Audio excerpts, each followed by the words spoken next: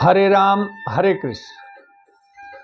श्रीमद् वाल्मीकि रामायण के बाल कांड के द्विपचासा यानी कि 52वां सर्ग और त्रिपचासा सर्ग यानी कि 53वां सर्ग की कथा करेंगे।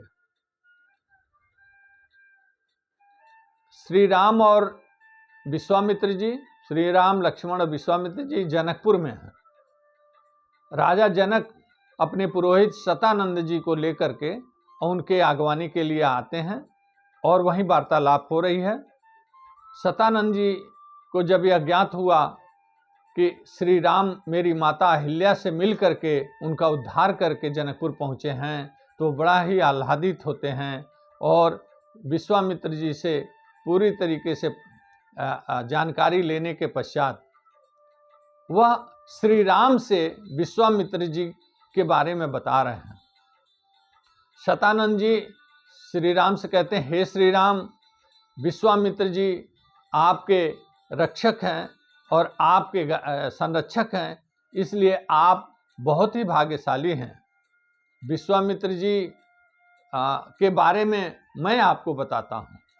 और विश्वामित्र जी के पहले के जब वो राजा थे, पहले के जीवन के बारे में बताते हैं कि जब वो राजा थे तो क्या घटनाएं घटी।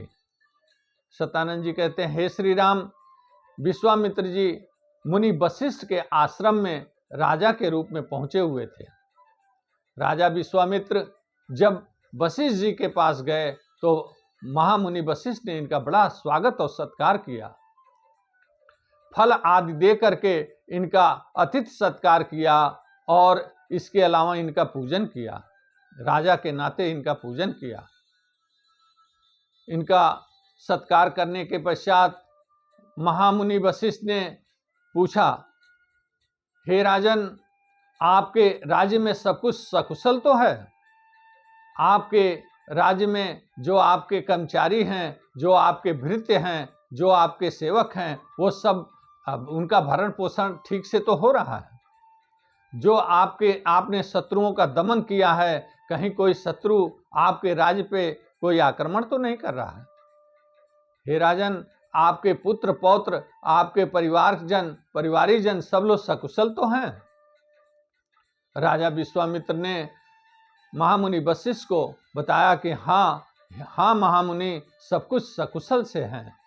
अब आप अपने बारे में बताएं कि आपके इस आश्रम में आपकी तपस्या सब कुछ ठीक से तो चल रही है?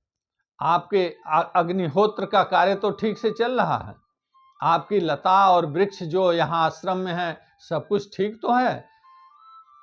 आपके जो शिष्य हैं उनका पठन पाठन वेद पाठ सब ठीक ठाक से तो चल रहा है? सब कुशल तो है? महामुनि वशिष्ठ जी ने बताया कि हाँ राजन, सब कुछ कुशल से है। उसके पश्चात राजा विश्वामित्र जाने को तैयार हो जाते हैं और कहते हैं कि हे महामुनि, अब मुझे आज्ञा दीजिए, मैं अब यहाँ से जाना चाहता हूँ। महामुनि वशिष्ठ जी ने फिर उनसे आग्रह किया कि नहीं, हे राजन, आज मुझे आप पूरी तरीके से आतिथ्य सत्कार मेरा स्वीकार करिए, मुझे आपका सत्कार करने का और अवसर दीजिए। मैं चाहता हूँ कि आप अपनी सेना, अपनी अमात, अपने मंत्री, अपने भृत्यों के साथ यहीं रुकिए, अपने परिवारीजन के साथ यहीं रुकिए, मुझे आतिथ्य सत्कार करने दीजिए। राजा विश्वामित्र फिर उनसे कहते हैं कि हे महामुनि, आपने मेरा बहुत ही सत्कार किया, मुझे तो आपका पूजन करना चाहिए, लेकिन आपने मेरा पूजन किया, मैं इससे बहुत प्रसन्न हूँ। आप मुझसे मित्र भाव रखिए और मुझे जाने दीजिए।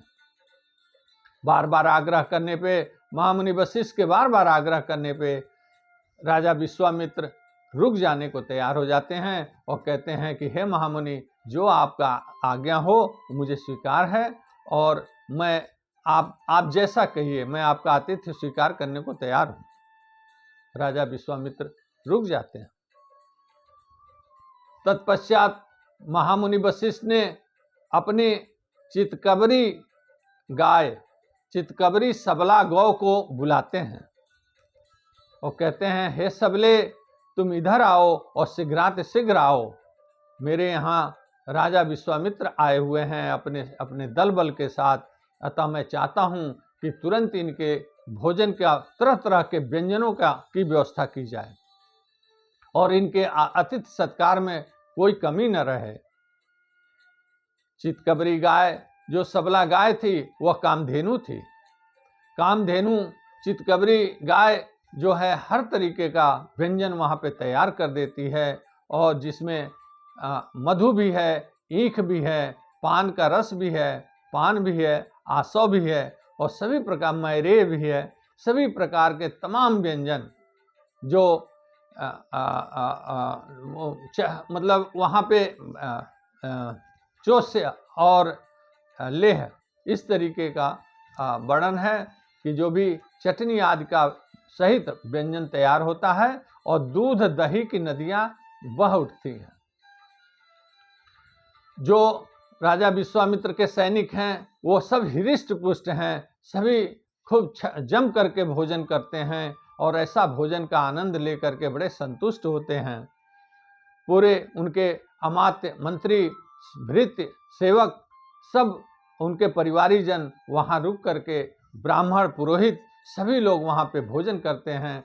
चांदी के थाली में सहस्त्रों भोजन की थाली वहाँ तैयार होकर के आ जाती है और बहुत ही अद्भुत व्यंजन वहाँ मिलता है, और ये लोग आतिथ्य स्वीकार करते हैं और भोजन करते हैं और तृप्त हो जाते हैं। भोजन करने के पश्चात विश्वामित्र जी महामुनि वशिष्ठ से कहते हैं कि हे महामुनि, ऐसा करिए कि मैं आपको 1,00,000 गौवें देने को तैयार हूं, और ये जो चितकबरी सबला गाय है ये मुझे दे दीजिए।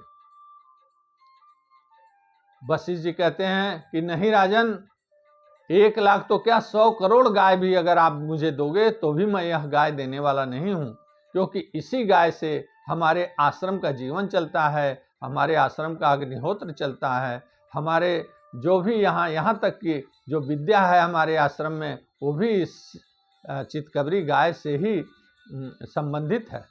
अतः मैं यह गाय किसी भी कीमत पे आपको देने को तैयार नहीं हूँ।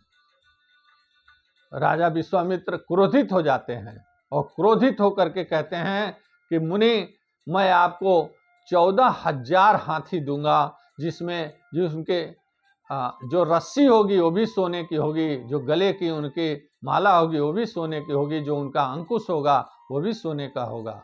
इसके अलावा मैं आपको 800 सोने का रथ देने को तैयार हूँ, जिसमें सोने जड़े होंगे और उनकी घंटियां तक सोने की होंगी, और जिसमें 4 श्वेत घोड़े जूते होंगे। ऐसे स्वर्ण रथ मैं आपको 800 देने को तैयार हूँ। इसके अलावा हे मुनि, मैं आपको उत्तम प्रकार के घोड़ों का नस्ल वाले घोड़े 11,000 घोड़े देने को तैयार हूँ, जो उन देशों से आए होंगे जहाँ उत्तम प्रकार के घोड़ों के नस्ल पाए जाते हैं। ऐसे 11,000 घोड़े देने को तैयार हूँ। इसके अलावा मैं आपको 1 करोड़ गौ देने को तैयार हूँ, और इसके साथ साथ आप मुझसे सुवर्ण और रत्न जितना मांगेंगे मैं उतना देने को तैयार हूँ। वशिष्ठ मुनि स्पष्ट इनकार कर देते हैं कि नहीं राजन, मैं किसी भी कीमत पर मैं अपनी यह चितकबरी सबला गाय देने को तैयार नहीं हूँ। यह मेरे जीवन से जुड़ा हुआ है, मेरे किसी भी प्रकार से इस गाय को मैं अपने से अलग नहीं कर सकता। और इस प्रकार से वशिष्ठ मुनि स्पष्ट इनकार कर देते हैं कि मैं किसी भी कीमत पर यह गाय आपको नहीं दूंगा। 53वें सर्ग में कथा यहीं समाप्त होती है। 54वें सर्ग का हम अगली कड़ी में कथा कहेंगे।